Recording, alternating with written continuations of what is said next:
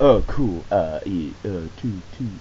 Yeah. So see, I've, I, I came back to all the videos that I created and pervade them, and I noticed how, for the first time ever, I completely became oblivious to that feeling inside.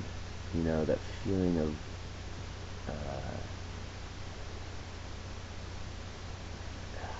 like you know, like that feeling you get when you run into somebody you didn't part on good terms with or something. I don't know. But anyway, that feeling sort of just evaporated as I watched the videos that I recorded, and that's never happened before. Usually when I record any part of me, I can't watch it again because it makes my stomach turn. But no, it's I think it's interesting. I think it takes a special frame of mind to allow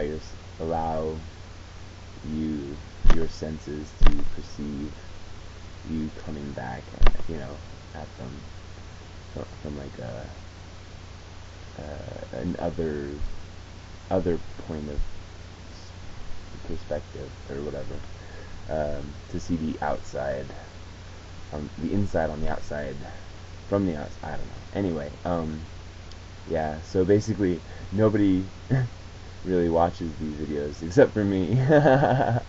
So I've decided to just keep making videos until YouTube says I've reached my limit, and then I'll see what goes from there. But yeah. I don't have any plans, and I don't have any agenda really, or any expectations. But seriously, no, never mind. It's stupid. But yeah. Okay. I think what I'm gonna do now is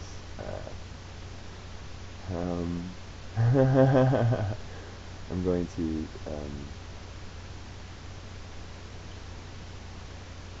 just improvise. I mean, really improvise a message.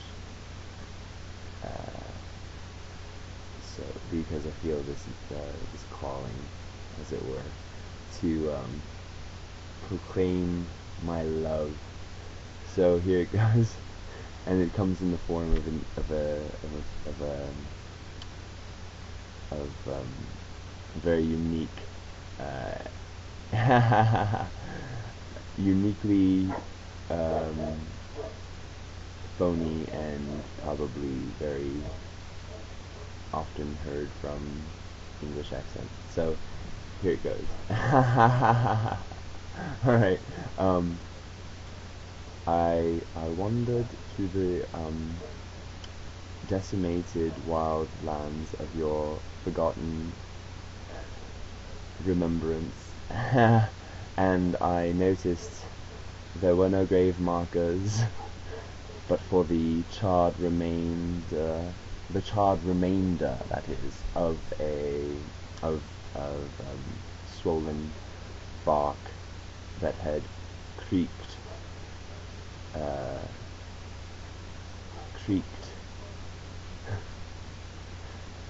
and moaned in the passion of your coldness. I could have sworn, far be it from me to get stuck in cliches. I could have sworn, here I go, I could have sworn that I didn't sense your presence, and for the first time in ages, I sighed a sigh of relief, because I couldn't help but feel overwhelmed with sadness at the passing of your foliage out of season, out of cycle with the seasons, I should say, rather. And the erroneous misgivings of my limited mental capacity informed me prior to that occasion that I'd do anything to remind you of the hurt you caused me. And I left that day only feeling the hurt I must have caused you. Right. So anywho, I have a special person in my life, who happens to be from England. We communicate through snail mail, but when it arrives quite suddenly and out of nowhere almost. I mean, quite frankly, it hits me like a bolt of lightning just before the storm sets in, and neither of us knows the other one exists, but we do know that the other one is out there somewhere. Right, because ultimately, what people and what the world thinks it knows about either of us, that's just what they're willing to see, and the rest sort of slips by. So anyway, here's to you, love. I hope I never see you in the flesh, ever.